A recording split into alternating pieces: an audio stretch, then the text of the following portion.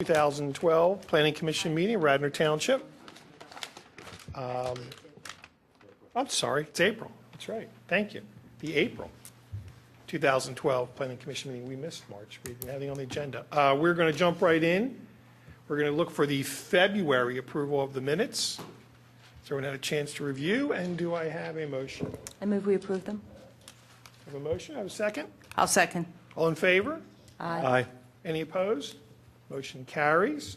We have one application tonight. It's SD 2012 SD 03 preliminary for CF Holloway III and Company to consolidate two lots into one. Existing retail store to remain as a commercial building. Outbuildings to be demolished and construct 6 new townhouses units with new parking and access driveways at 229 and 255 West Wayne Avenue, Wayne, Pennsylvania. Applicant is present. I'm going to switch the order just a little bit in the sense I'd like you folks come forward first, give us a presentation, a few-minute presentation on what you're trying to accomplish on the plan first. Then we'll go to the engineer with his comments. What I'd like to do, because there's a lot of comments here tonight, is go comment by comment. So he'll bring up a comment. You guys can make your comments on that. We'll go one at a time. If that's okay with you guys, please proceed. And nice to see you as always.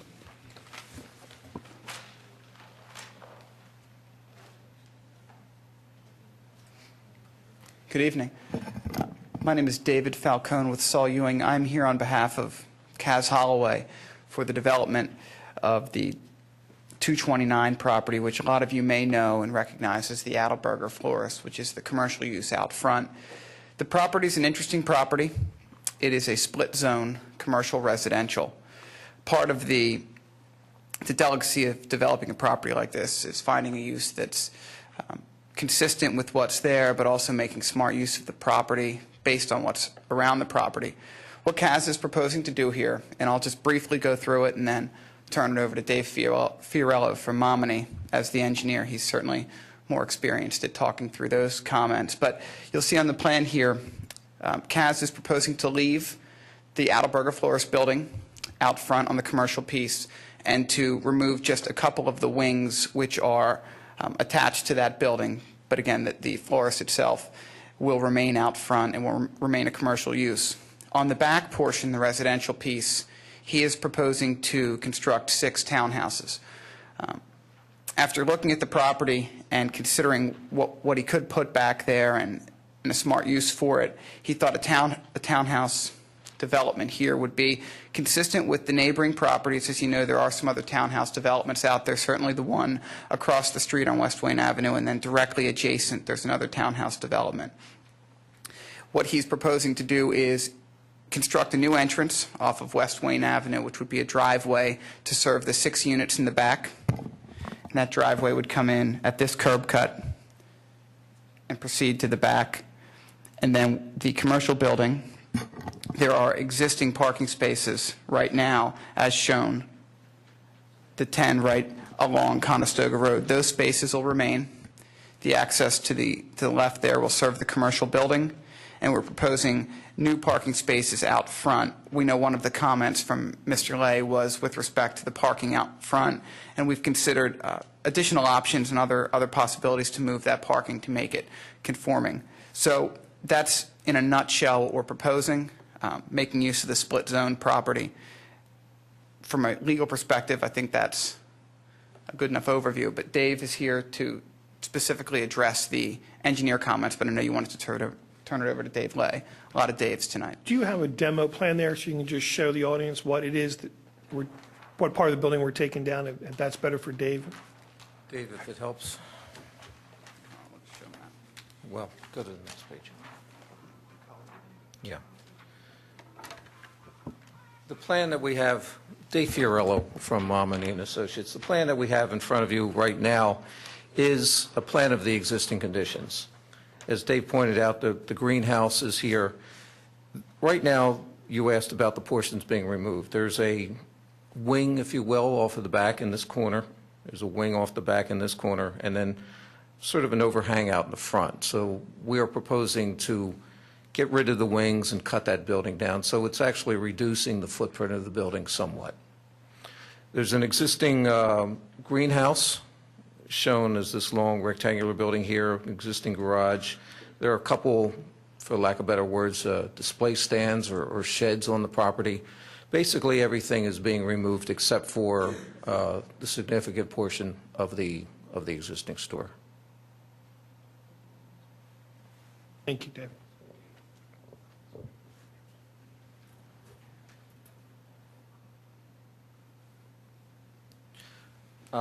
We have some photographs of those buildings, if you will.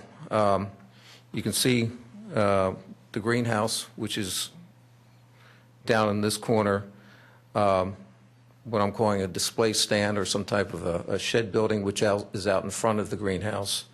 Another display shed off to the side, the existing garage. And you can see in the center picture here, the back ends of the two existing buildings, the two wings that are coming off.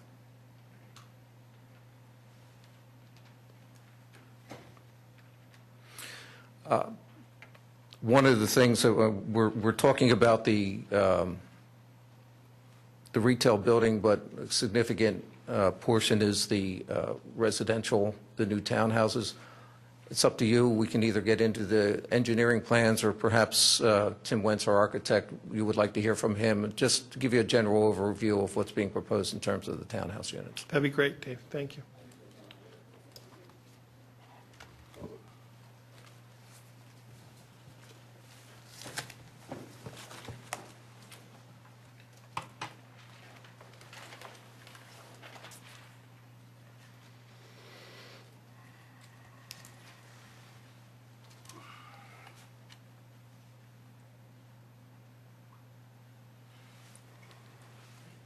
I'm Tim Wentz, Gate 17 Architecture.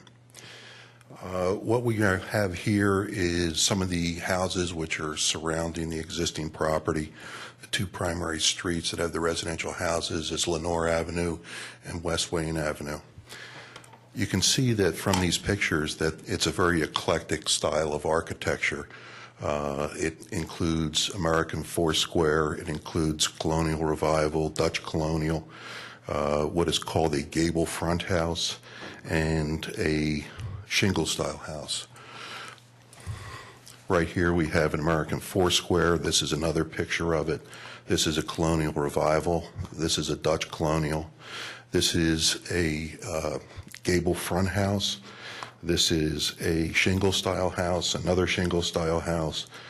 This is another gable front house, and this is what I would call a Colonial Revival.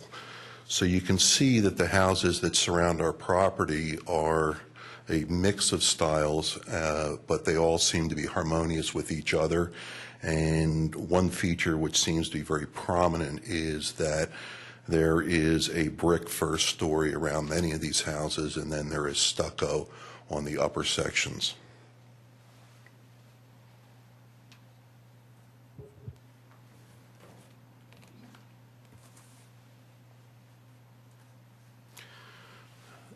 The two three-unit buildings we've actually designed in harmonious style, but slightly different. One has a hip roof and the other one has a gable end roof.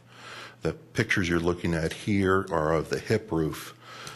This elevation right here is the front elevation, which is actually in the courtyard itself. And then we have the rear elevation, and in this particular building, this is facing the townhomes, which are to the north of the property. And then the two end elevations are identical, and this elevation actually faces Lenore Avenue, and you can see that it very much mimics the American Foursquare with its hip end and its brick on the first floor and stucco on the second floor. The garages face inside, is that correct? They face the The garages, yes, they all face into the courtyard. They face each other.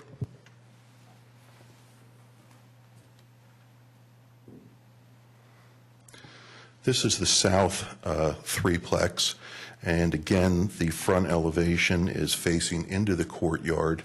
The rear elevation here, which shows a double gable, and then another single gable, this is the elevation that would actually face Conestoga Road.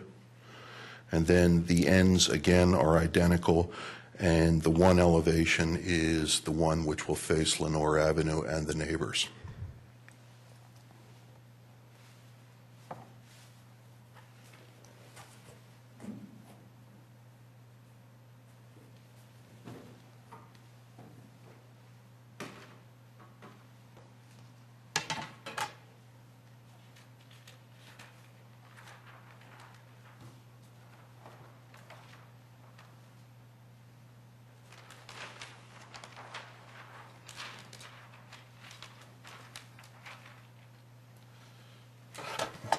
Now, before I show you the final exhibit, what we paid very close attention to was the neighbors which were all along here on Lenore Avenue and what they would be looking at with this project. You can see that why we oriented the buildings this way so that they would be looking, the neighbors would be looking at the small end of the houses, or of the townhouses.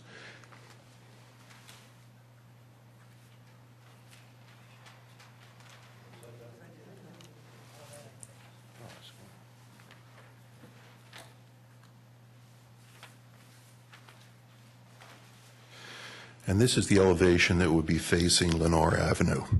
And as you can see, we're showing both a hip roof end and a double gable end. We feel that this is very compatible with the existing styles on Lenore Avenue. And what it's really doing is it's minimizing the impact on Lenore, and it's looking like it's simply two single-family homes. Are there any questions about the architecture? It's not about the architecture. In that rendition, Yeah, those trees aren't there currently, right? that's correct. So there, and in fact, there's no trees on the property, right? Or not in this area? That's correct. Okay. And those trees look to be as tall as the building. So we're talking about trees that are quite a bit older than what he's proposing to plant, right? It's artistic license, Okay, yes. great. Thank you.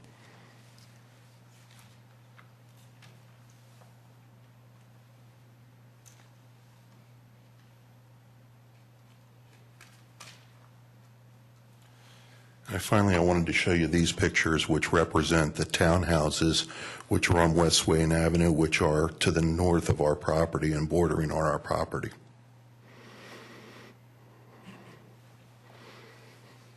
Any other questions? Where are they again? Are they in this adjacent property right here? Oh, this, okay. Those townhouses are right here. Now, what you have proposed footprint-wise, how does that compare in size to the townhouses adjacent and the townhouses across the road at Wicklow? Well, just by looking at this visually, because I haven't done a direct comparison, but you can see here that the footprint of this is much smaller than the footprint of this. This looks about approximately twice the size of our footprint. But how big are the units? How many units are in the larger footprint? In this footprint, No, the one that's adjacent to it, that one. there's 8 units 8 in units there. in that one. Okay. What's the property adjacent to this down Conestoga Road? Is that a single-family home?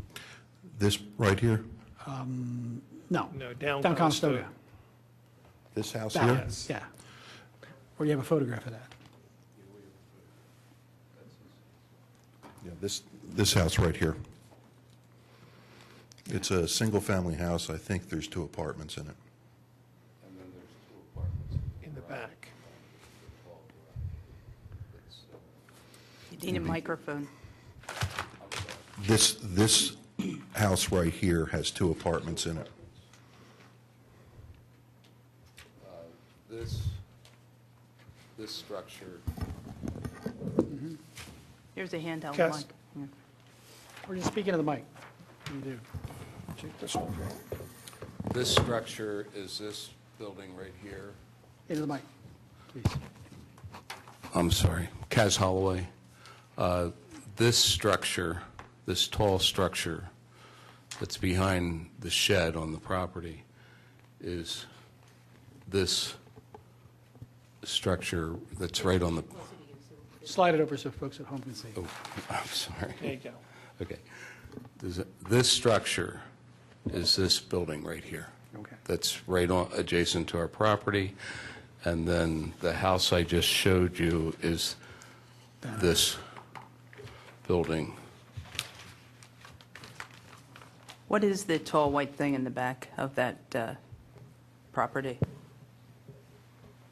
That's a two-apartment building. On the corner lot back there? Yes. Here. Yeah, that one right there. Really? Okay. It's And is the house you reference, 3 stories. Pardon me? is the house you reference a single-family house, or is it No, it's 2 units? apartments. It's Two apartments also, yeah, so there's 2 one- structures of 2 apartments each? Yes, that's correct. Okay. Yeah. And that's the owner, in fact, I met with the owner this morning. He was in Florida, and I just met with him this morning. And he lives in the downstairs unit that's on Conestoga Road in the house, in the converted house. And the rest, the rest on Lennar, the 1, 2, 3, it looks like 4 properties that border this are single-family? No, they're a combination of twins and singles. Twins and singles, okay. Yeah, I believe there's, right off of Conestoga, backing up, there's 2 twins that back up to, there's 2 twins here, and then 2 twins right here. You can see these. Mm-hmm. And then it's a single, and then I believe single, single, single. Okay. I'm sorry. Single, this is a twin, single, single. This is a twin, and this is a twin, and this is a twin. There's actually 3 twins. On sheet 1, this is a question for the engineer.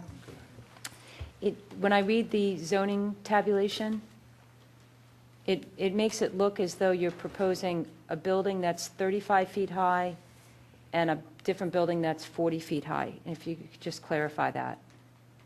Because you have listed the requirements and the existing conditions for C1 and for R5, and then you have proposed for R5 and for C1, and one of the buildings is proposed to be 40 feet high, and one is proposed to be 35 feet high. I'm just trying to understand what you're trying to show there. No, go up above, to the right, to the right. That column and the one right below it. Okay, within the R5 district, the maximum building height is 40 feet. The townhouse units will be at maximum height of 40 feet. Okay, but below that it says you have, in the C1 district, you're proposing a building that's 35 feet high, because the requirement. 35-foot max. Okay, and under proposed in that column, it says you're proposing to have a 35-foot max building. The building is what it is now. I don't have the height of the existing building. So but we're there not is talking no- about a new building, you're talking No. about the commercial building The that is. existing building is staying, and it's going to be renovated. Okay, so there's no 35-foot building Correct. change? Because that's what this says, No new building in the commercial district. and no increase in the height of the commercial Correct. building? That's correct. And you don't know the height of the current building? It's probably on the order of 18 to 20 feet. Okay, so these units would be basically double that in height? That's what's allowed in the R5 district, yes. I'm just clarifying, just Yes. trying to get scale. Thank Yes. you. Curb cuts on either Conestoga or West Wayne, are they changing, or are they similar in position where they are now? Just trying If to, I can go back to the current condition plan. so it's The existing curb cut, if you will, the existing driveway access Right to at the the corner. site is right at the corner. It's almost in front of the traffic signals. It's a very difficult section. We're proposing to close this entrance. The new entrance will be further, as far down West Wayne Avenue as we can with our driveway. We're proposing to keep the existing driveway on the Conestoga Road. Okay. Thank you, Dave. Any other general questions for the applicant? Dave, why don't you go ahead and head down the list of the major items. I don't think we need to worry about the administrative ones, but why don't you start the list?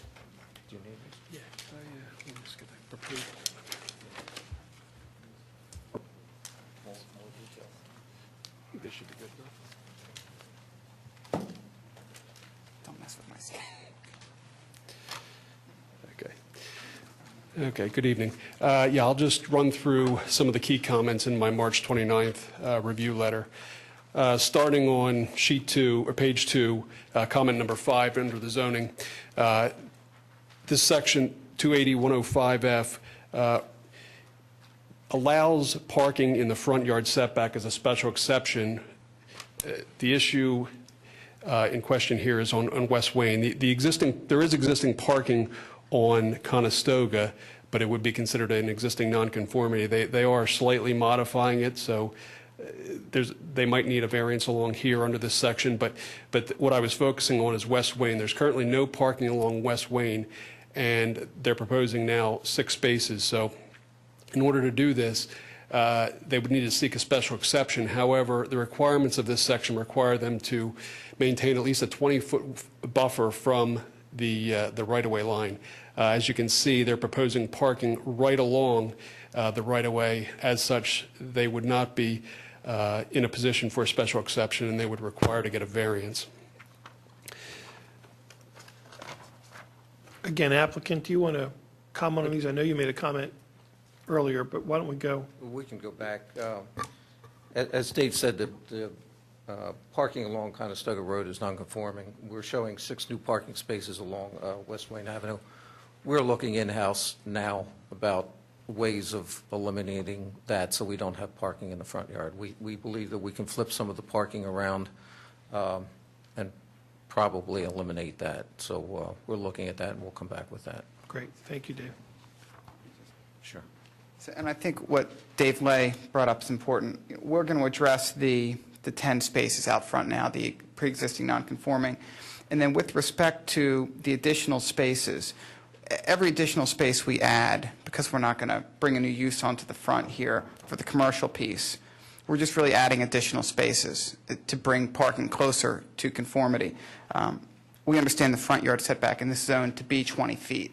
So we really aren't going to be in a special exception situation. It's either going to conform and be outside the front yard setback of 20 feet and not need a special exception, or we'll have to put parking in the front and then we'll go for a variance. But our goal is going to be to put as many spaces as we can outside of the front yard, and then again, the special exception will kind of become moot because we will no longer be in the front yard setback.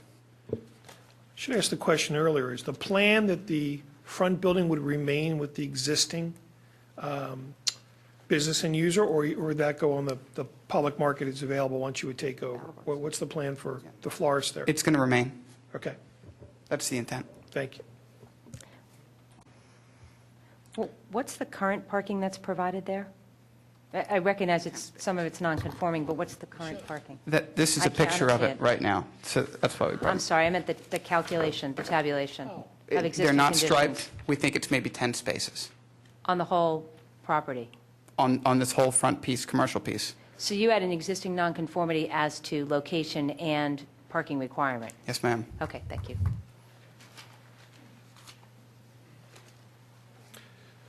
Okay, moving on to comment number 7. This was also noted as a variance. There are existing steep slopes located along Conestoga Road here in this general area.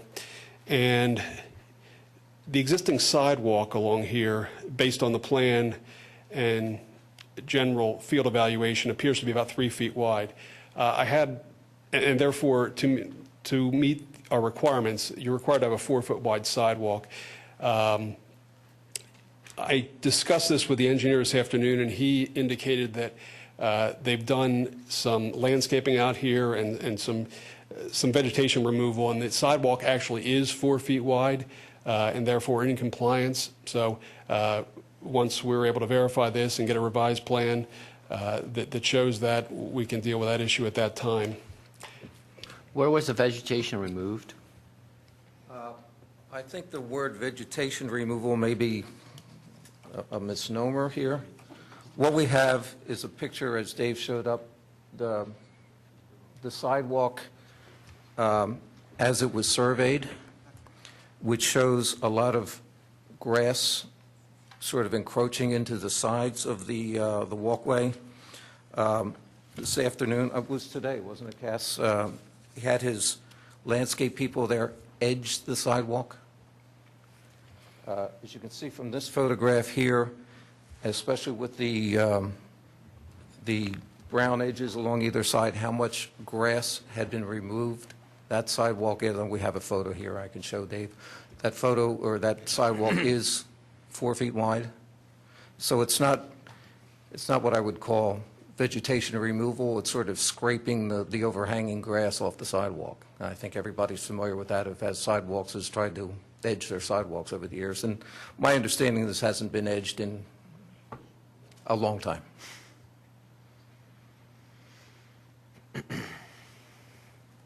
Okay, so again, we will reevaluate that on resubmission and during a field visit.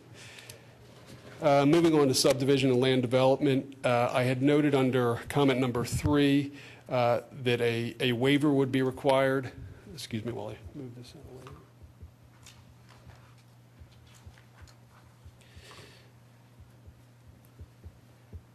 The existing access, the existing driveway off of West Wayne Avenue is as a stub street.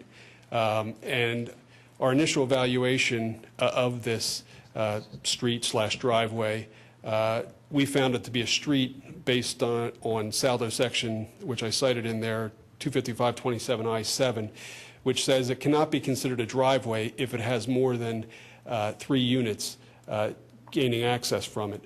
I spoke to the engineer, called me this afternoon and pointed out to me that this section, there is a portion of this section which indicates that that would only apply to single-family homes, and it excludes multifamily homes, which these, by definition in the zoning ordinance, are multifamily homes.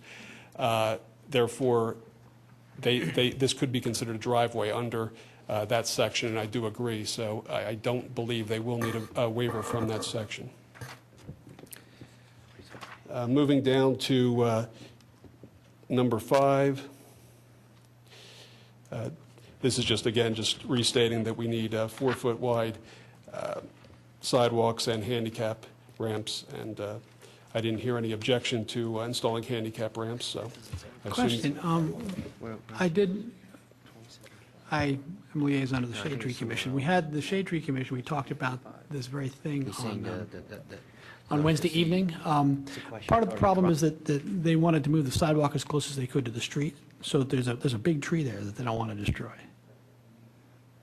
Does that have any impact?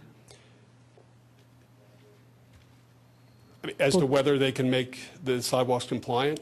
Yeah, well, don't worry about it. If I can add, Dave, what was discussed at the Shade Tree Commission was the fact that there's a large bald cypress tree in this corner. We had mentioned, we're showing a green space between the edge of the road, which will be curbed, and the sidewalk.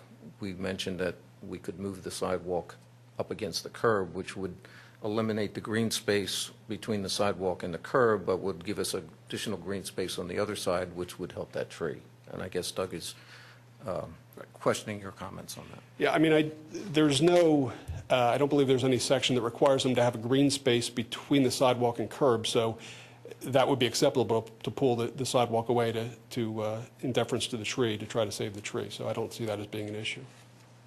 Are there sidewalks down West Wayne at this point, or no? It stops right at the end of Conestoga Right, stops intersection? right here. Okay, thank you. Is there a sidewalk on West Wayne Avenue up to that point in front of the house next door, for example?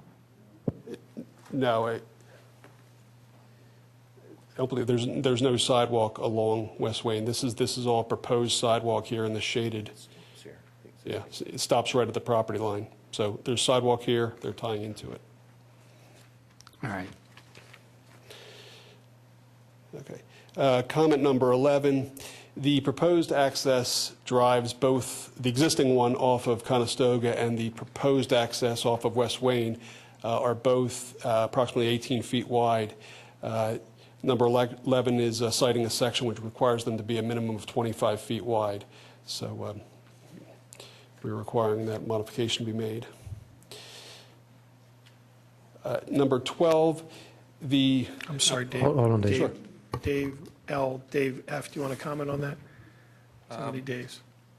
Yes, we recognize the zoning or the Saldo section that requires the 25-foot wide driveway, and I think this relates back to the Conestoga Road entrance. One of Dave's comments before was a concern about encroaching on steep slopes and whether a variance would be required.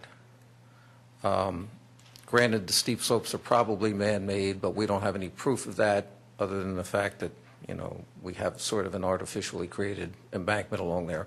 The issue come down in our mind is if it's required by Saldo for us to widen the roadway, do we need a variance to go into the steep slopes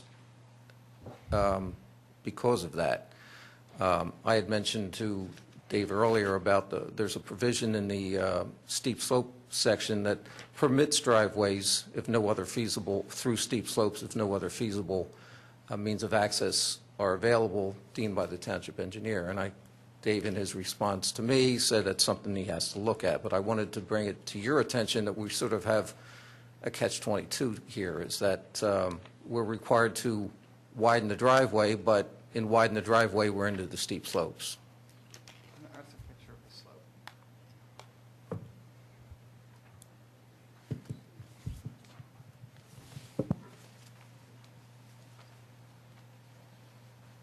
Yeah. Okay. Let's move on.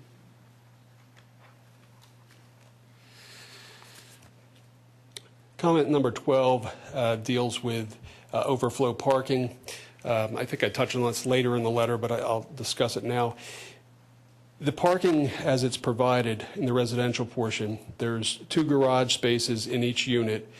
In addition, there's 2 spaces provided in front of the garages. So therefore, their parking calculations indicate that they're providing 24 spaces. However, there's a section in our ordinance that says if you need to move a vehicle to get to a space, you cannot count those spaces. So in actuality, there's only 12 spaces provided for the residential section. Now that still meets the required parking for the general requirement under zoning. However, there's a Saldo section which requires there to be 2 overflow spaces for multifamily units. So in this situation, they need 14 spaces, they only have 12, so they'll need to provide 2 additional spaces to meet the required parking.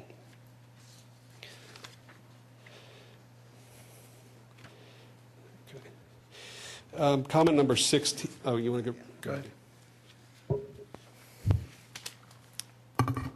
In this instance, we modeled this development after another one that Kaz has done, in which the parking in front of the driveway or in front of the garage is undercover. This is at the Terraces at Exeter. This is probably a better picture. As you can see, thanks, Dave. The garages are set back underneath the overhang, and there are 2 spaces in front of each garage. There aren't additional spaces located here, and we believe in this type of a development, this ultimately would end up being a waiver request, but we'll lay the foundation for it now to, I guess, entertain discussion. We think the 2 spaces in front of the garage unit, in that they're covered spaces, really do satisfy the purpose of having enough parking on site to handle additional visitors to the unit. So really, you have a townhouse unit with 4 parking spaces, which we think and have seen to be more than enough spaces to satisfy that use. Now, is the parking, the door, the garage, the parking garage door, if that's at the line, not at the edge of the townhouse, but the one off to the, in your case, right to the right? The garage door is right there. So the actual the vehicle parking is actually underneath, further to the right, correct? It comes further in and underneath the unit. So the cars would be parked between where your pointer is now and that line there. Yes. And then the inside the garage and the outside ones are the ones in that block there. Yes. And is that 2 cars side by side? Yes. So there would be 2 in the garage, and there's 2 cars covered underneath outside the garage. And how is it that the fact that they're covered doesn't mean that you don't have to move cars, which is the stipulation in our Oh, no, no. ordinance? So we're not suggesting that we comply with the ordinance. What we're suggesting is that, like I said, this would ultimately be a waiver request, because we believe what we've provided is sufficient parking, and that we have 4 covered parking spaces. We believe this satisfies visitor parking based on what we've seen in other developments we've done, satisfying visitors to these units. So we do understand that we aren't complying with your requirement. The driveway here seems very narrow. It seems to be 20 feet between where the steps come down, and if anybody is parked parallel there to unload something, like a delivery person or anything like that, it would block up the whole thing. Also, how do you turn around here? Is there any way of getting an exit out at the end of this to come back out onto the driveway, if you're following me? Where you see the building line here, it creates a line down the side of the property. Is there any way of bringing a driveway down through that to join this driveway here? Are you following? Here, I'll hold those up. So Yeah. Either, Come out here and go either down around this way. here or around here. Yeah. Even if it's just one car wide. Right, I mean, you're kind of stealing my thunder there. My next comment is exactly that. We met with the emergency service folks, can I borrow that, Dave?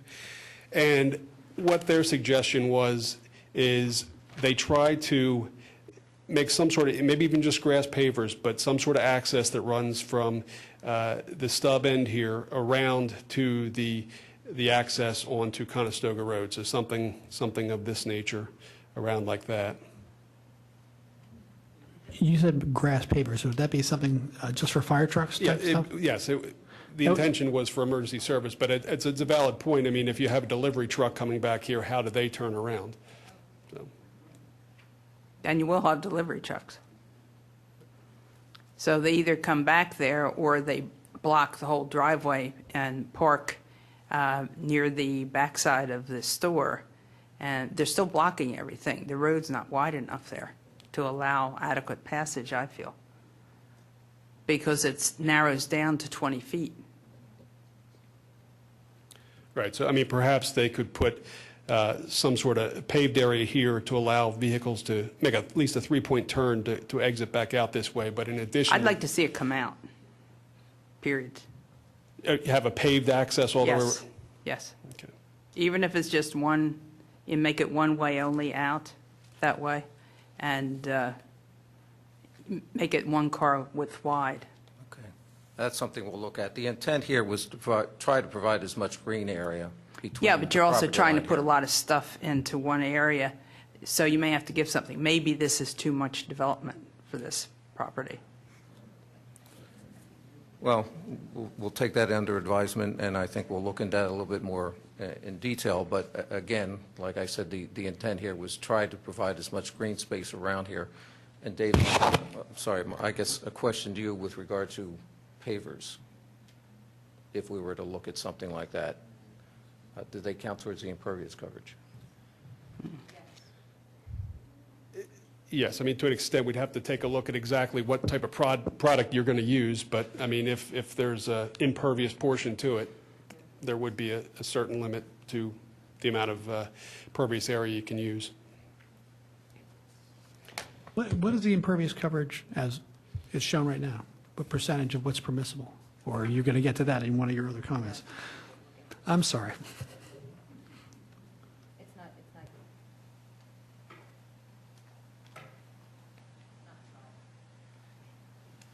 Yeah, I mean, it's one of the comments I skipped over because it's just a housekeeping item. It was under zoning, I think, here, number 2 or 3. So, okay. Moving on to general comments. Comment number 4, the applicant hasn't provided a stormwater management plan, which they're not required to under our preliminary plan requirements. However, due to the urban nature of this development and the concern of how the stormwater will be outletted and the existing capacity of the system they're looking to tie into, they're proposing an underground stormwater system in through here, which I believe, it's not shown, but I believe their intention is to tie into an existing system on West Wayne. We want to see some sort of preliminary calculations to verify that there is a system, the system can receive it, and that the size of the system they're proposing on site is large enough to handle the stormwater. I guess the final comment I had was a real basic one, number 10. The applicant is proposing to extend the sidewalk, at least it appears they are, across this property, and I just wanted to confirm that's accurate, and I think it is. They have it shaded here, so I assume they have the permission of the adjacent homeowner to. Yes, the intent is to extend the driveway in front of, or the sidewalk in front of that property, and Mr. Holloway is talking to the owner there about permission to do that. Can we go back to one? The wide driveway. What, under zoning? Dave? The other Dave. No, you did. On- It's Dave Knight here. I On guess. our plan, which is black and white. Yes. There's a heavy dashed line that encompasses the parking lot and seems to cut through the middle of the road. It's not completely clear to me what that heavy dashed line is Sheet 1. on sheet 1. Sheet one, well, I have sheet one here in black and white, and I can open that up, and essentially it's the same. It's not showing on your colored one. It's not showing in the color. It's not even, Billy, it's not even showing on your plan. It's this. It's not showing on that plan, which, hang on a second, I have a second question. This Yeah. heavy dashed line is not showing on your plan, and actually, the heavy dashed line, and actually, neither is this, and I was curious what this is, because it's not showing on any of your plans. There's stormwater drainage, isn't it? That's our stormwater Yeah. system. That is showing up on sheet 5 as part of the plan. And I'm sorry, it should not have been on sheet. I was trying to keep sheet 1 as uncluttered as I could. Okay, and now the heavy dashed line I'm speaking of is... The heavy dash line is what we're proposing as stormwater collection through the site with a series of inlets coming down here to a stormwater Okay, so management they put system. stormwater on sheet 1. Okay, all right, Yeah. thank you. It's the only difference. There's going to be a typical stormwater collection and sort of drain, but it'd be underneath the parking lot as this It plan. would be underneath the parking lot. We've done some perk tests out there. We've gotten the results of our perk tests. The site does perk, so we're looking to recharge as much into the ground as possible. There is a storm sewer system in West Wayne Avenue. As Dave mentioned, it's further down. Our intent was to take the overflow and extend it down to that one. So we just have to get our details together, and we were looking at doing that further down the stage as we got your input here tonight.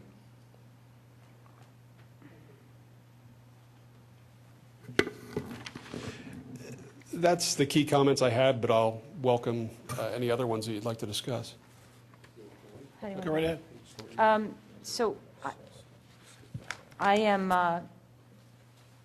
just want to clarify, because I think this came up in a development that was nearby. I don't think this is the case, but I do want to hear from the engineer and confirm that they're not planning any grading changes to this property. I mean, the starting height of the property is what it is, and the proposed 40 feet isn't after adding additional dirt or anything to the property, right? That is correct. I know the project to which you are referring. We are pretty much working with the existing grades. The existing grades here are relatively flat. The steeper slopes we have along the front, one of Dave's comments was to show slopes between 14 and 20%.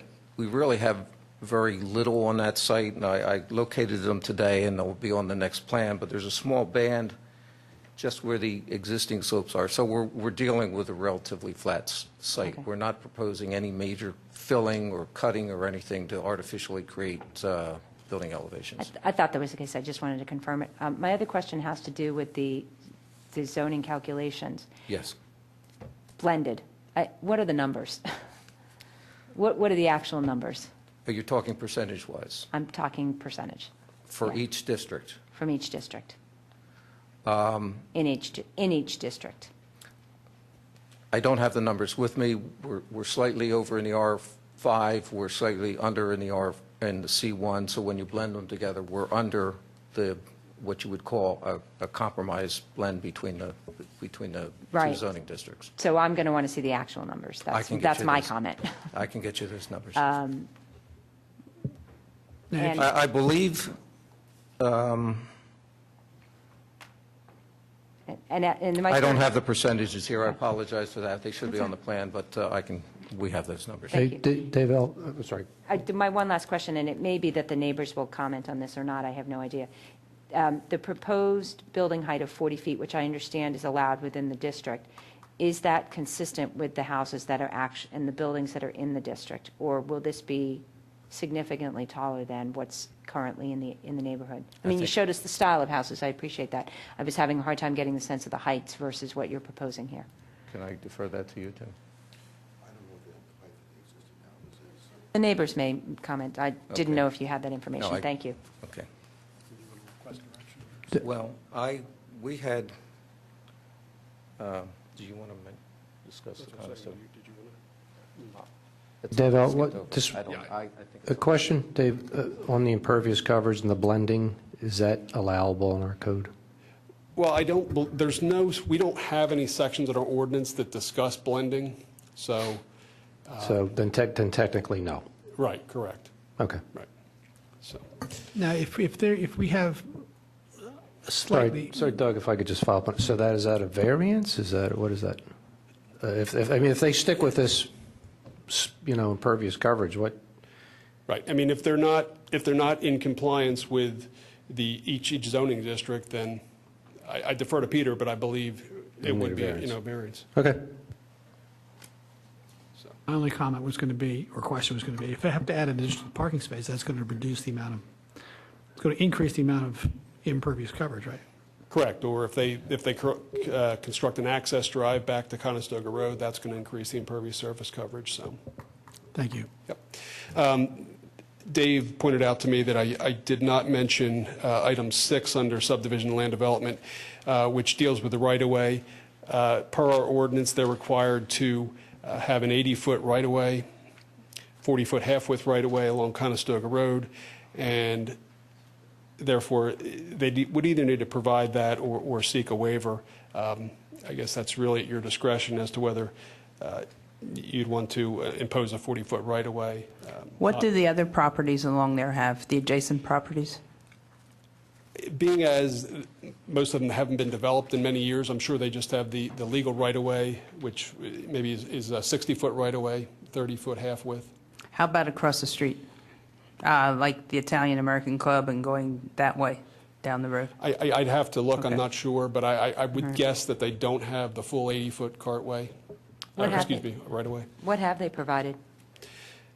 Right now, there's just the current right-of-way, which I believe is 60 feet. Let me. Yeah, we're showing 60 feet, 30 feet. Right, and 60-foot full width, 30-foot half width.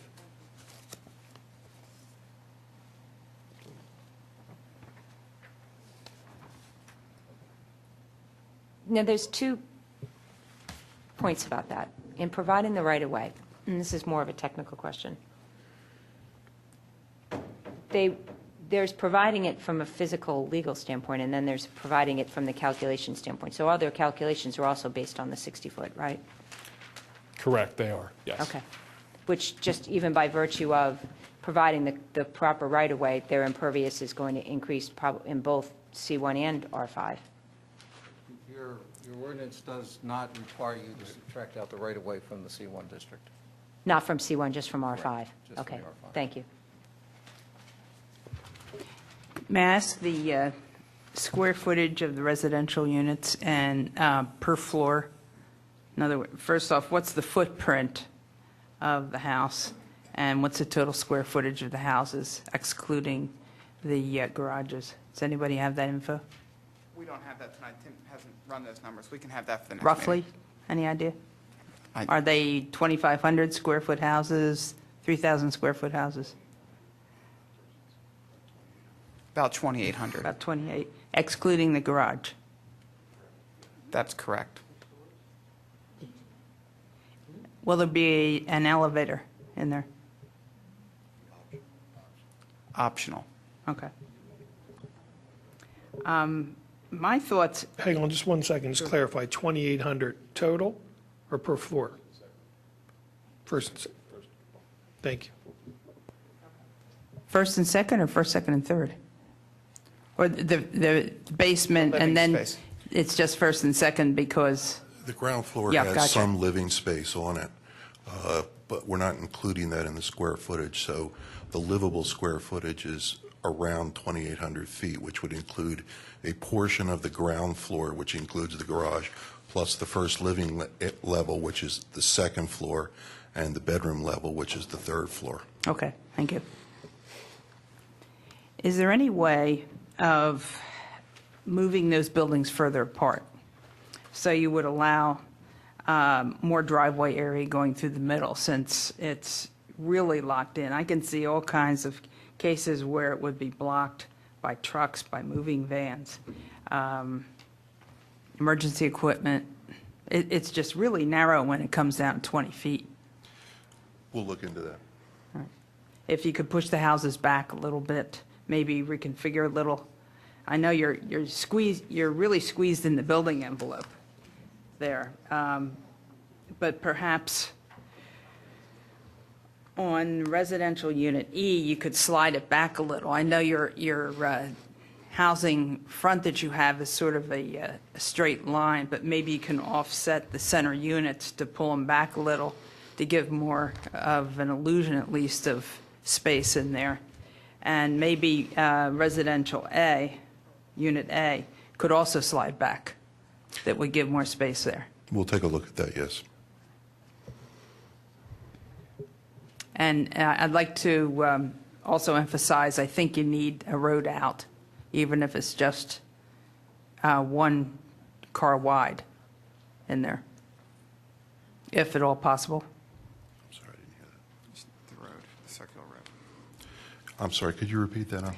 Yeah, what I had spoken about earlier, where when you come to what they're calling the stub of your driveway, give it an appendix that reaches the road. You're talking about here? Yes. Okay, we'll take a look Or a at that. leg. I guess you should call it a leg at that point, not an appendix.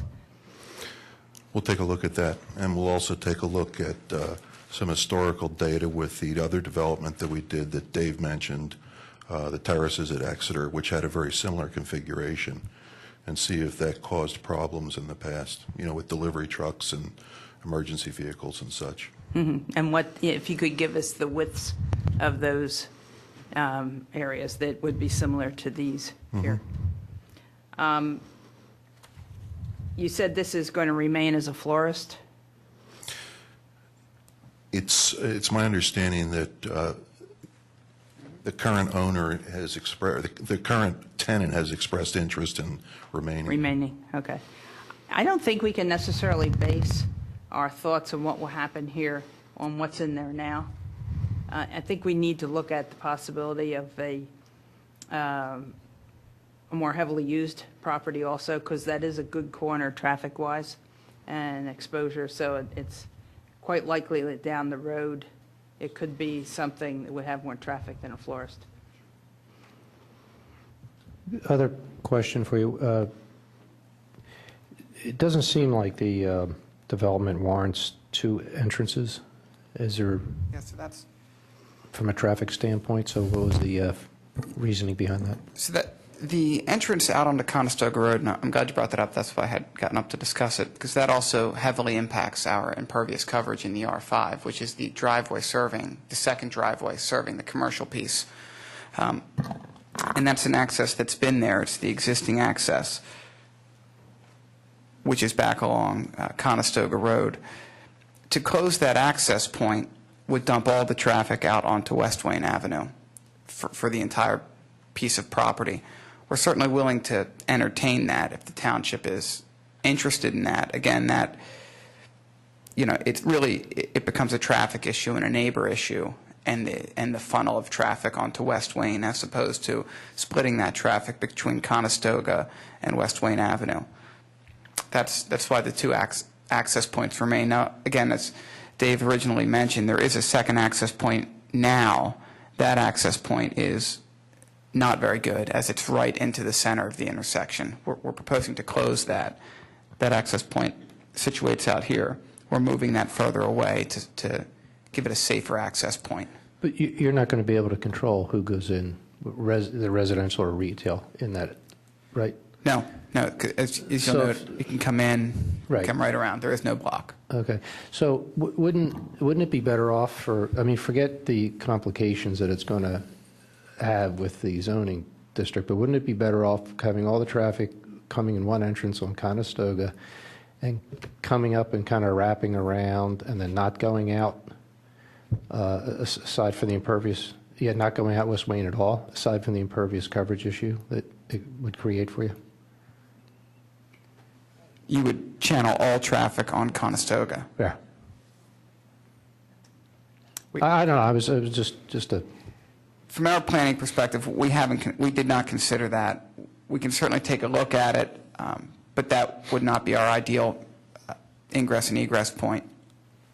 Hang on a second, Dave, because I have a question about Yes. this. I'm looking at 255-27I, if Kevin and David and those guys can grab their books. Sorry, could you say the section again? I'm sorry. 255-27I. It's about street access. Under number 2, where it says access to parking areas on a commercial site, we have to provide a minimum of 200 feet between points of access. Does this meet that requirement, Dave, the way that this is configured? For number 2. And number 3, private driveways, because that's what you're contending this is on West Wayne, right? This is a private driveway? Is it within 40? No, I don't think it's, is it a private street or a private driveway? I think they're calling it, it's a private driveway. And so is it less than 40 feet from the intersection, which is 255-27I3? yeah. It's more than 40 feet, okay. And West Wayne's not a major collector, but 255-27I5 would say that a private driveway shall not take access onto a major collector street, which would say that you can't bring the driveway around back onto Conestoga because that's a major collector without a waiver. Correct? Kevin, Dave, am I off base here? And is it more than 200 feet between the two, Actually, depending access? how those cars turn around, they could be coming back out on the Conestoga because they go through the parking lot to come out, which No, I I'm- think is also a poor arrangement. Well, I'm saying if you bring the driveway back, if you bring the driveway around and loop it back out onto Conestoga, that's putting a private driveway onto a major No, collector. it's not. I'm saying put it onto the drive that is here. Don't take it separately. Put it separately where, Kathy?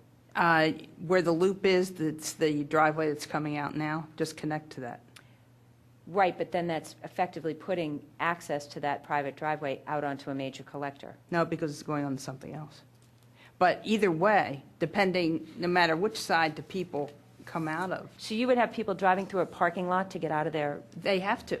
There's no other way the way it's set Well, up. that's assuming that 6 units gets developed here.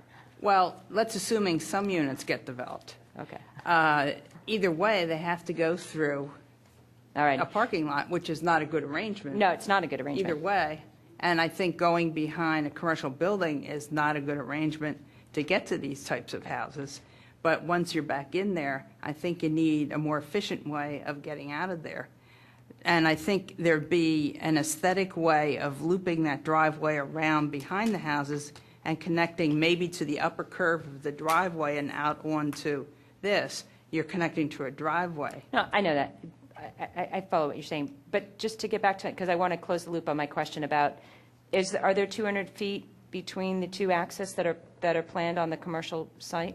There is. There's There more than is. 200 feet, yes. Okay, and so there's no other problems with, this is the comment, the 255-27I7, that you were saying that because it's not 3 different lots and because they are not single-family dwellings, that was, the engineer was Correct. saying that didn't apply. Correct. and Do I we agree. have anything in our ordinances about multifamily dwellings and driveway access, or there's nothing specified? No, it just says that, that this one section does not permit single-family homes to have more than 3 units on a driveway. However, by its silence, it's saying a multifamily configuration can have multiple units on a single driveway. Which is crazy, because there's more cars on a multifamily than a single-family, but I hear, it's not specified, so I hear that, but it's counterintuitive because it's more But cars. Susan, if you have a multifamily use, be it an apartment building, a townhome, it's going to have by definition more than 3 units. You're not going to build a multifamily use with 3 or less units. Oh, I know, I'm just surprised there's not a limit specified for multifamily. I agree with you, I hear that. I'm surprised we don't have a limit specified for multifamily. Any other questions for applicant or Dave? Public comment? I have 2 questions. Go ahead, Peter. Are these going to be sold as individual units or rentals? These are going to be sold as individual units in a planned community. There's going to be a planned community? Yes. And what are going to be the common elements for the planned community? We haven't gotten to that part of our Will the process. community be taking care of the stormwater, or is the commercial entity going to be part of that planned community? Our intention is to have a commercial unit as well, similar to the development we had at Steepleview, which was a part commercial, part residential. That was a condominium. This will be planned community. Basically the same act, just different types of development. So yes, and the association will maintain all of the common areas and the stormwater and so forth. That'll be controlled by the declaration.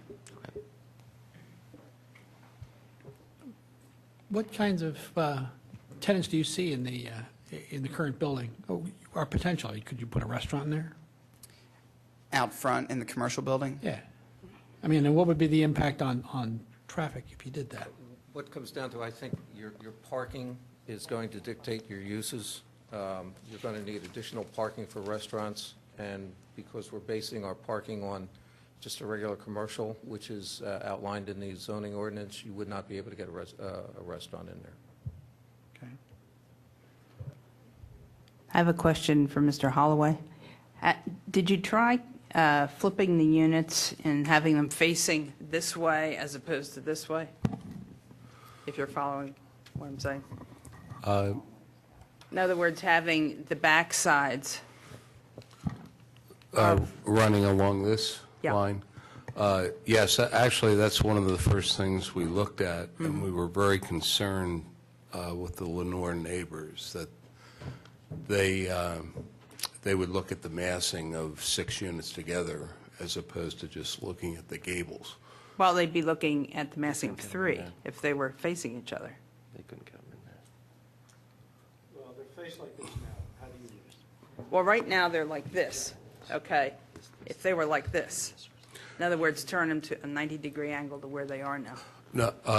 No, when we actually, and I don't want to, Tim could address this, but I think what you're saying, could we take 3 units here and 3 units here? Yes.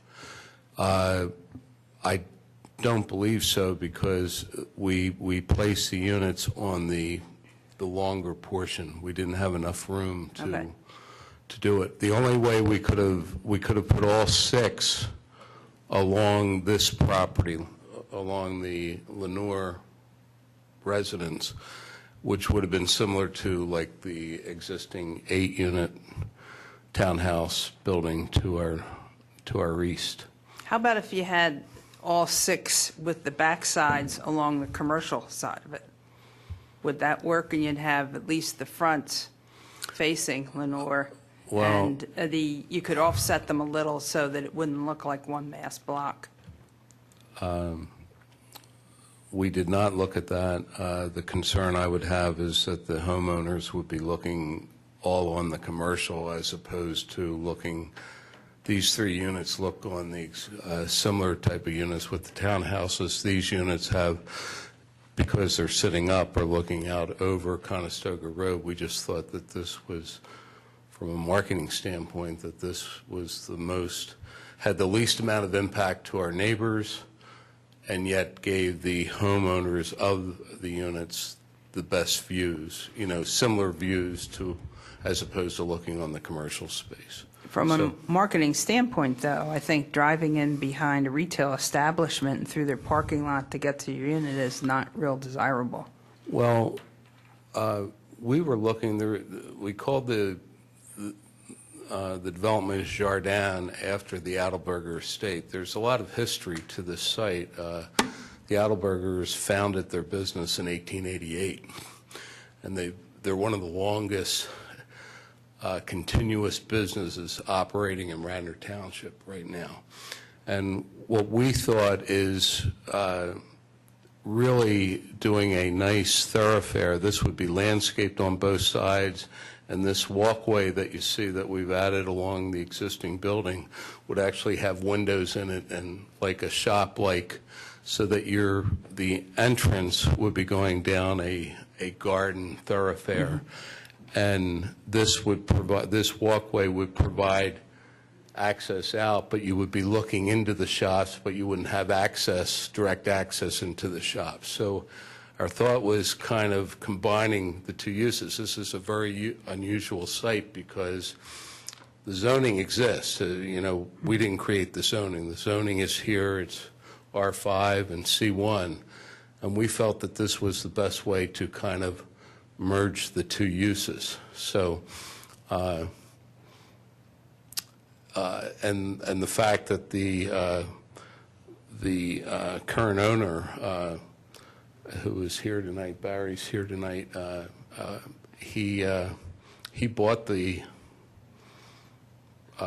business 10 years ago from the Adelbergers. The Adelbergers still own the property. We're buying the property from the Adelbergers. So we really thought it was an ideal opportunity to continue the longevity of the long-term Adelberger use and provide a nice residential development that would kind of merge with the two. So that's Okay. our idea. All right, thank you. Dave, I'm assuming that someone's confirmed the location of the split zoning within the property? I mean, as best we can. Obviously, there's no meets and bounds for a zoning district line, so all you can do is look at the zoning map and approximate where the line is. And it seemed to be? Sure, yeah. Okay. I mean, as best you can tell by scaling off a zoning map, yes. All right, and then the two comments you didn't mention, but I got reminded of when Kathy just spoke, were the refuse collection for both the commercial area, and I don't see any indication of how trash pickup will be handled for these residential units. Was that addressed at all at your subdivision planning meeting, or? The intent for the residential units is to have their trash receptacles in their garages, so there would be no common area for the trash and refuse. So how's it getting picked up? It would be picked up by regular, Township? yes. And that was one of we did list that in comment, 18, that we're concerned about how trash pickup will occur. What's the rule of thumb here about why a development like this would have trash pickup from Township, but a development like Luella has private trash hauling? Dave misspoke, actually. So it is private pickup, and we actually discussed that this morning on a call. The residents will bring their trash, much like anybody else would bring their trash to other folks might bring it to a curb, they'll bring it to a location on trash day, trash night, and it'll be picked up from that location, and they'll bring their trash cans back the next day. But it will be private. And the comment number 18 about the commercial area refuse collection, and how that will be picked up? Just seems like a very tight turn in, turn left, turn out for a commercial trash truck. Well, we're placing the dumpster in the area where the loading space is, so a vehicle could back in there. Most of your dumpsters, all your dumpsters are on wheels. It's just a matter of wheeling it over to the back of the truck and letting the truck pick it up, and when they're done, it would be rolled back into the corner there. But does staff have any concerns with a commercial trash truck entering into this private driveway, making the sharp left in front of the commercial building to go in and pick up from the loading area, from the dumpster area? It would be just as any commercial delivery, other than we're not delivering, we're picking up. How's it being done now? Configuration's much more open now, right? Yes. Yeah. You It's could, not the tight. truck doesn't need to really pull in, he just pulls on the property to roll out the dumpster. you know, they can come in one entrance, go through on the parking lot, stop near where the loading zone is, they roll it out, put it back, and they come out this way. It's not difficult.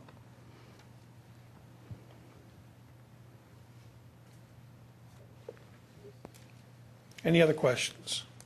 Now we'll go to public comment. Hang on, wait, one more. Just 3 comments for consideration. We talked about the right-of-way along Conestoga Road not being the required width. On the plans now, they are currently showing an increase in a non-conforming situation for parking along Conestoga Road where you're getting it closer to the right-of-way than what it currently exists. So if you're increasing the non-conformity, that would require a variance. Our intention is not to move it closer, so if that's shown on the plan, our intention is to be where the existing parking is, but we understand that comment for sure. Also, on sheet 1, you do show the total amount of impervious coverage for the site, about 200 square feet. We are going to look into how that is calculated a little bit more for the individual districts to determine whether or not you're required to meet the impervious coverage for the individual districts. So that's something that is still kind of hanging out there that we need to take a look at. Kevin, repeat that comment because I don't see the 200 feet you're mentioning. Under the zoning district data, that long column, they have zoning district R5, multiple dwellings. Yes. Zoning district, the third section down, zoning district data, R5, maximum permitted impervious coverage, Yes. total allowed. Yes. And then they give you the proposed, right underneath of that is 28,857, and permitted is 29,056. They haven't broken it out per the individual districts. So for Right, this- hence the blending that I was asking for the Correct. specific numbers earlier. I want to see the specific numbers for each of the districts. Thank you. And my last final comment, I heard the right-of-way is not permitted, or not subtracted out from the C1 district. There's nothing in the zoning ordinance that says that. I'm a little confused as to where that came from. In fact, the definition in the zoning ordinance is quite clear that the street area is removed, and the street area is defined as a right-of-way. I know it's in the It's a zoning ordinance issue, not a Saldo issue. I'll find that, and if I can get that to you, I will do that. But I do recall seeing that, and it was pointed out. Okay. But the section I'm specifically referencing is zoning ordinance, not subdivision land development, not grading, specifically with the zoning ordinance. I will double-check that for you. Thank you. And now public comment.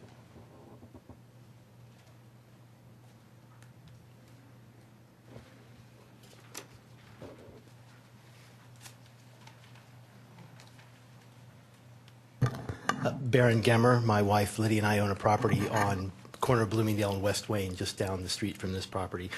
I'll be brief tonight because, number one, you've covered a lot of topics, and number two, obviously, there's some things that they're discussing about changing, so there's no sense in going into a lot more great detail until we get some things finalized.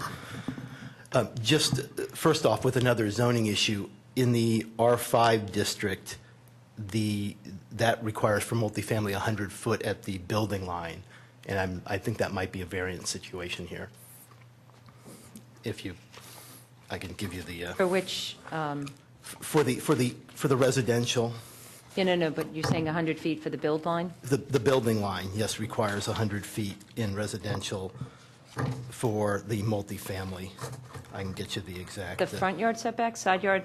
It's what they rear call, yard? it's the building line, which is essentially where the front yard ends, whatever the lot width is at that point. So in ours, it says 50, but you're saying in R5 it's 100? It's for multifamily, it's 100. It's, matter of fact, it's, let me get the exact one right here. It's 280-35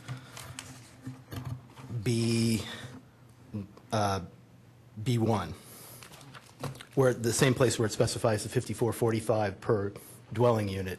It also specifies a minimum lot width at the building line of not less than 100 feet. Okay. Second point, actually, if this is still up, that's great. The existing commercial building here and then the multi-family dwelling here, the distance between these buildings obviously is very small. I guess if this is a parking spot, I assume that's about 9.5 for one of those parking spots. That looks like it's less than that. I imagine there's going to be a couple issues with that. The first being, I'm not sure that the ICCA codes will allow that, because we've tried to address that in another district. So even to code, they may not allow two buildings, particularly two primary buildings, to be built that close to each other.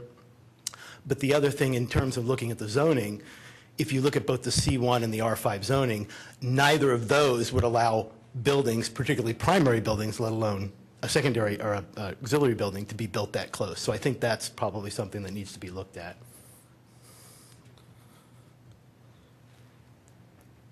Third thing, and maybe I can ask Kaz this, or just to clarify what Peter was asking about the ownership, and let me state the question, and I'll turn if you want. The owners of the townhomes, however many end up being there, they will own the entire parcel, including the commercial, and then the homeowners association will run the entire, will maintain the entire building, or the grounds? Or David, if you want to, that's fine. Each unit will be owned by an individual owner. It's be a unit community. The commercial unit will be its own unit.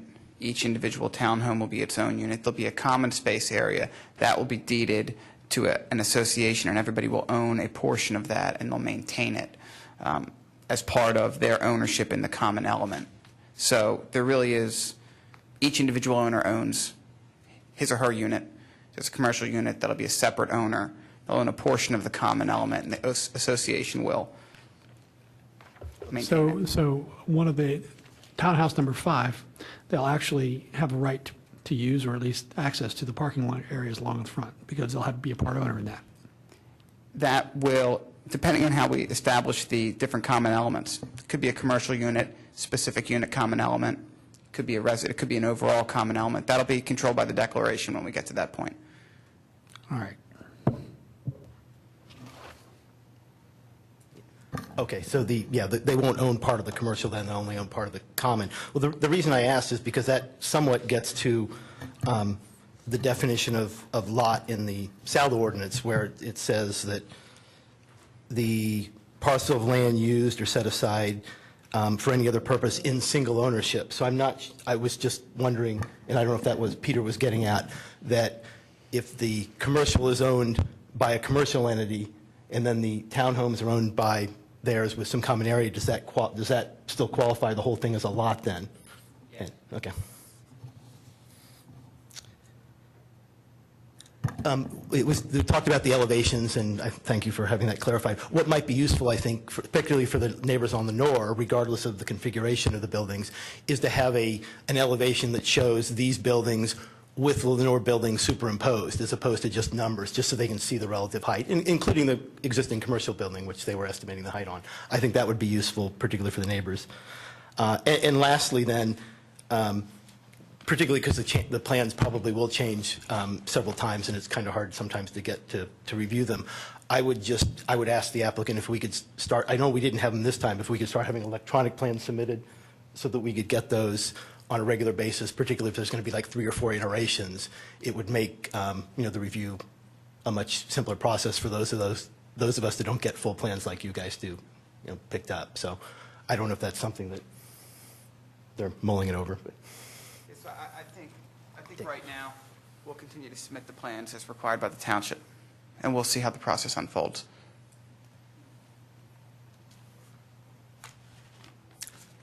That's all I have right now. Thank you, sir. Actually, I have some questions here, if we could jump back in. Go right Brian, kind of, Kathy, you done with me? Barron, I'm sorry. What is considered the front yard and the side yard and the rear yard on the residential properties?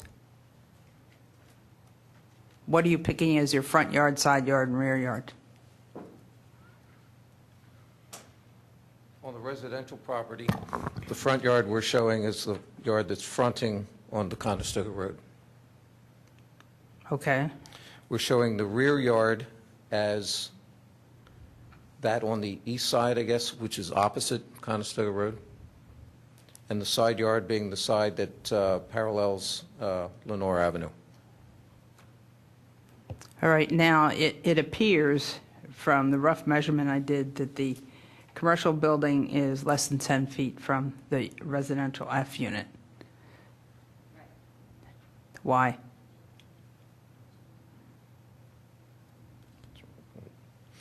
Are you asking whether there's a setback between zoning lines? No, Is that what I'm you're saying referring- your buildings are too close, Okay.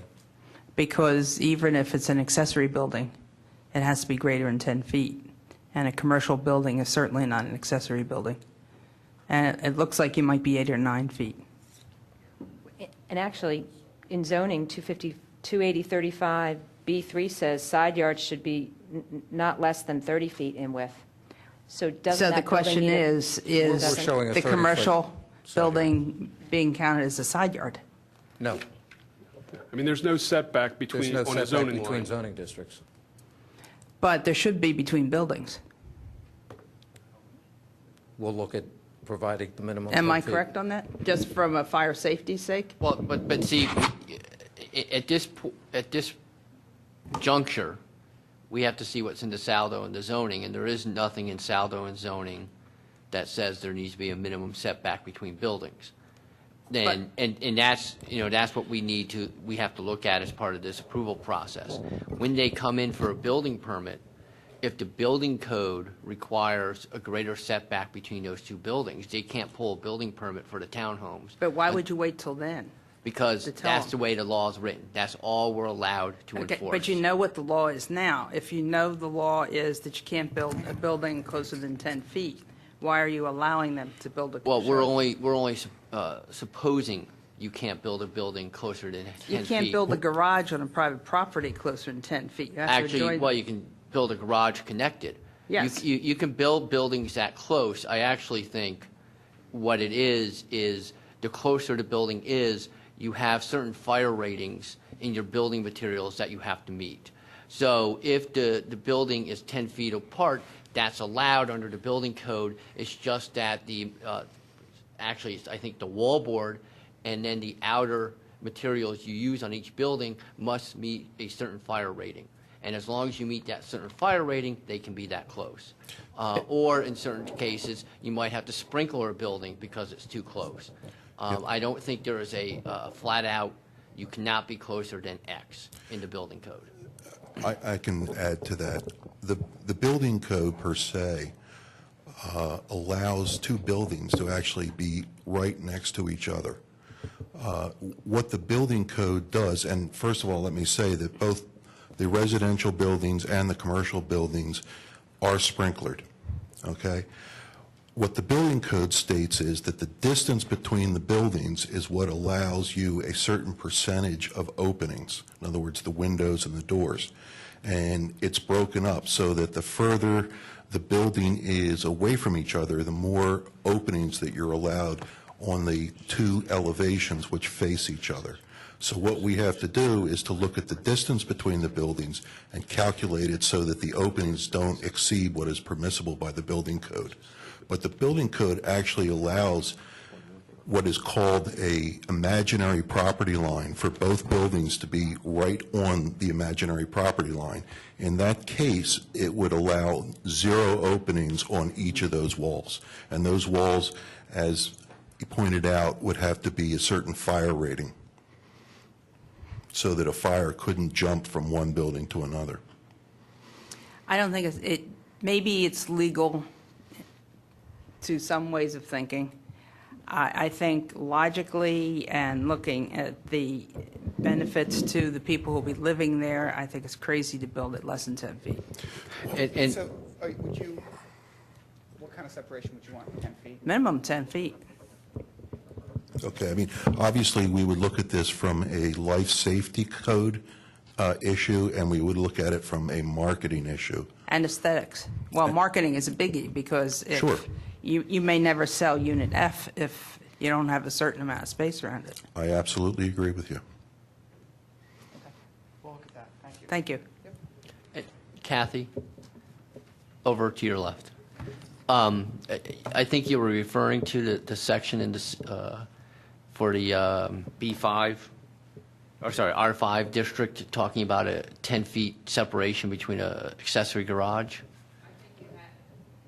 Don't you have that in most residential districts? Yeah, I mean, 10 feet. there is something in the R5 district that specifically talks about a 10-foot separation distance for an accessory garage. Unfortunately, all... Probably in R1 too, isn't it? I don't know. I think it's in most of them. If it is, but we're only worried about R5, and because it only talks about an accessory garage and not distances between principal buildings, it's not applicable here. If it said just buildings or just structures, yes, that's something that we could enforce here and say you have to have at least 10 feet. But since it specifically only refers to an accessory garage, it doesn't extend to the commercial building. But my point is, if we're in the planning stages now, this can be corrected. Let's correct it. All right? Maybe you don't have to by code, but let's correct it. Thank you. And maybe we should change the code, too. We are back to public comment. Anybody else?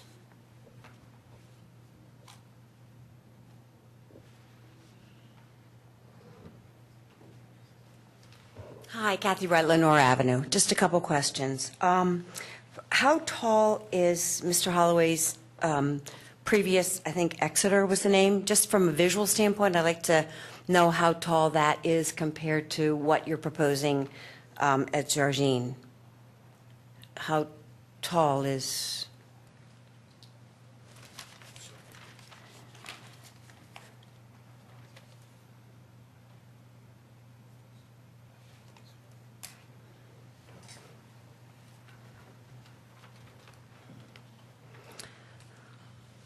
I believe the Terraces was also 40 feet. Okay, so that's just a good visual then to see what we would be looking at from Lenore. Correct. Okay, thank you. That's just helpful. The other thing is, if you were talking about a possible pathway, accessory road with pavers behind to connect with the driveway on Conestoga, how would that work with the right-of-ways or the buffers that are behind us to separate us from this property? How would that impact it?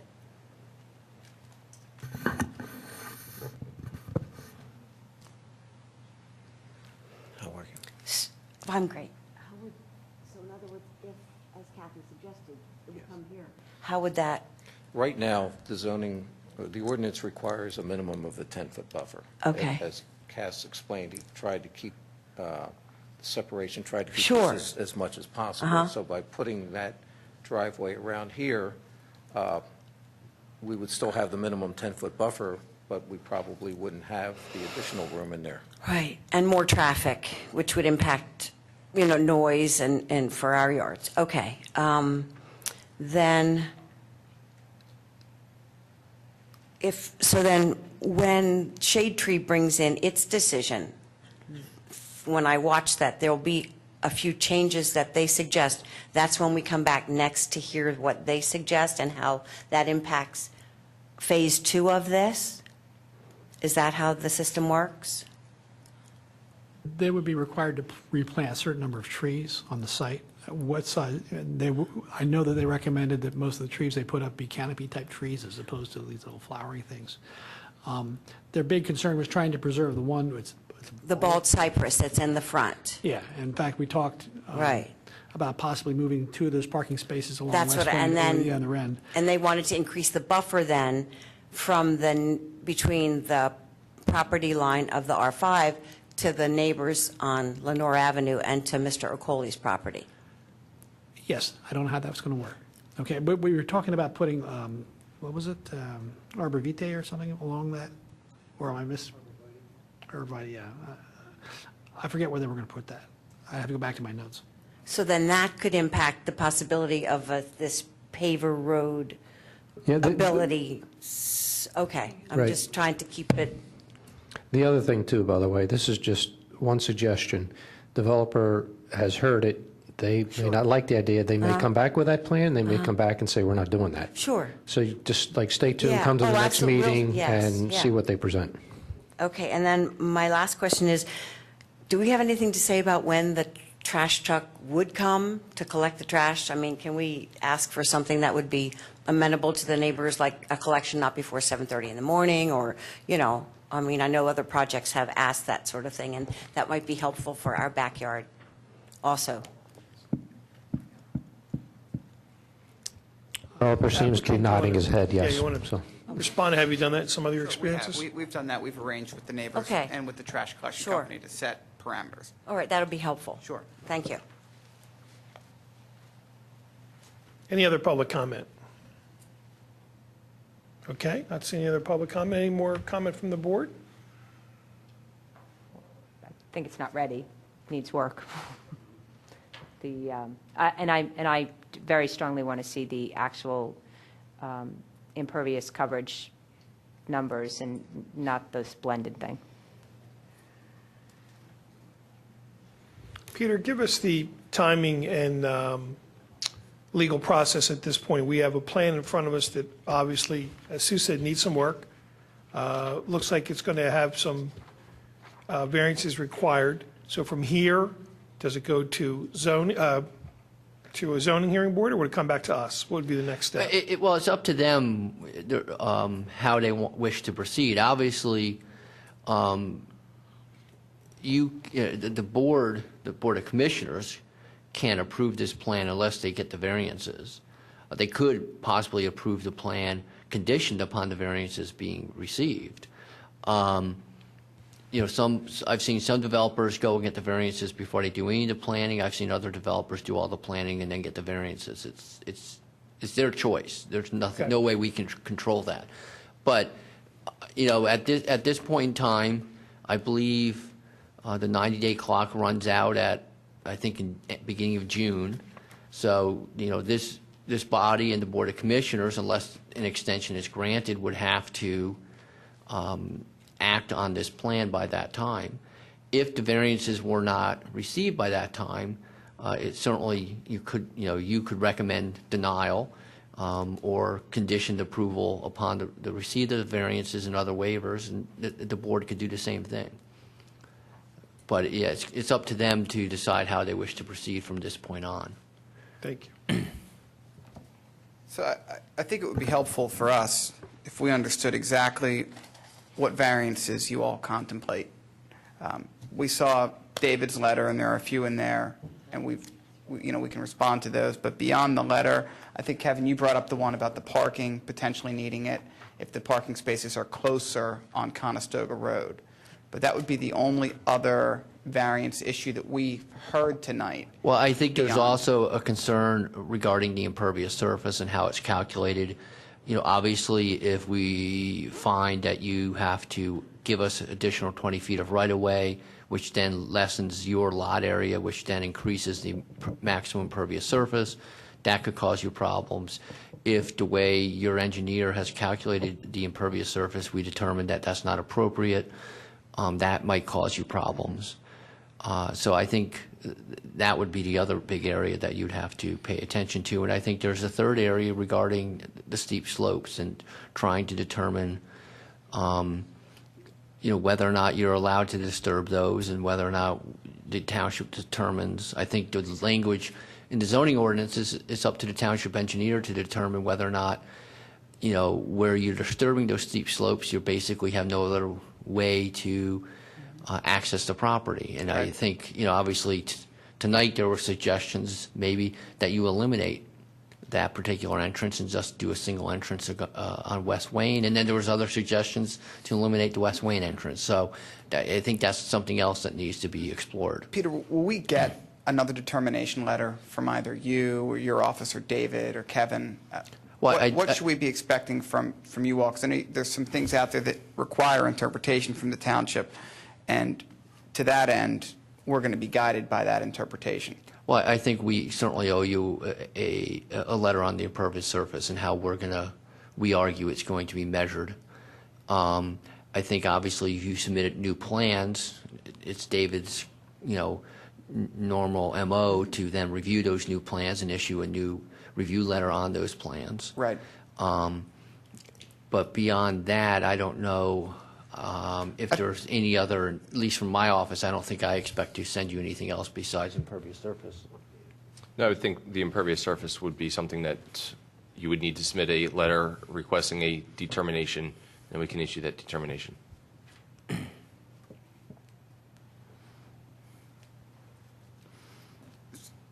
So the only other issue then would be the 80 versus the 60-foot right-of-way. Right.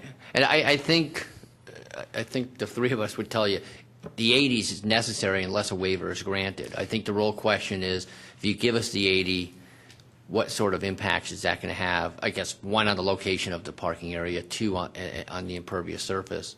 Right. Okay.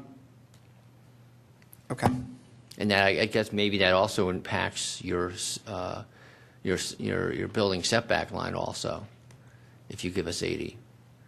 And whether or not the buildings would have to be moved, how that would impact there. I think we'll probably end up submitting a letter requesting a determination on that as well. Okay. I have a question/suggestion. Okay.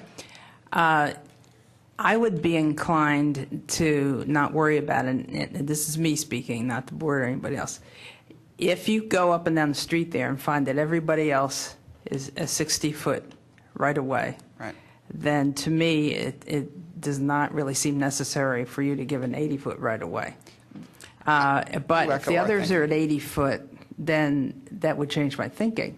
So I think that's something that needs to be determined on the area in question and the adjoining properties, including across the street from it. We agree. And I think you have a lot of possible shifting around to do. Maybe you're going to stay with it the way exactly the way it is. But it seems like there's a lot of questions with access and possible placements of the buildings. If I were voting on this on zoning, I think I would say, when you figure out where everything's going to be, come on back and see us. I'd like to address the the right-of-way issue. The additional, we're talking not 20 feet, but 10 feet on each side.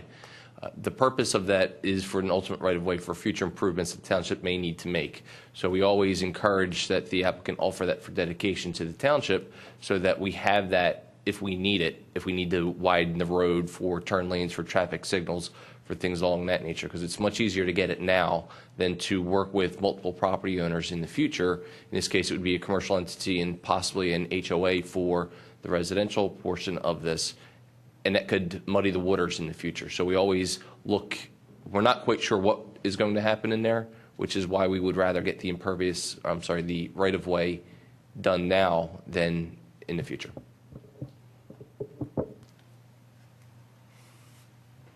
Okay.